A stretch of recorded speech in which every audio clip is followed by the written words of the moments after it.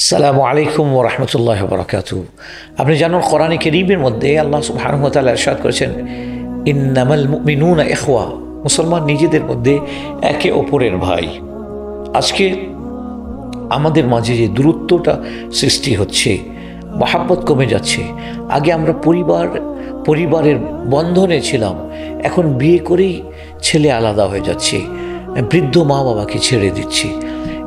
এই মহাব্বতের মধ্যে, এই প্রেম, এই ভালোবাসার মধ্যে ঘাটতির কারণ কি জানেন? ঘাটতির কারণ হচ্ছে আমরা সালাম এর অভ্যাস আমাদের মাঝ থেকে চলে যাচ্ছে।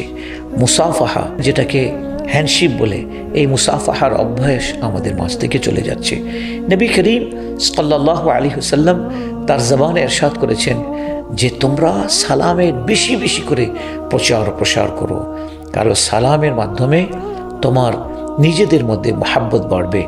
এরপরে মুসাফা যখন করে কোনো মুসলমান আরেক মুসলমানের সাথে মুসাফা করে, আর ইয়াগফিরুল্লাহু লানা ওয়া লাকুম এটা পড়ে, তো হাত সরানোর পূর্বেই আল্লাহ তাআলা উভয়ে দুজন মুসলমানের জিন্দগির তামাম গুনাহ খাতাকে মাফ করে দেন।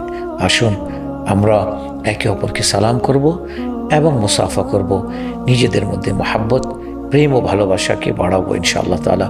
আসসালামু আলাইকুম ওয়া রাহমাতুল্লাহি ওয়া বারাকাতুহু।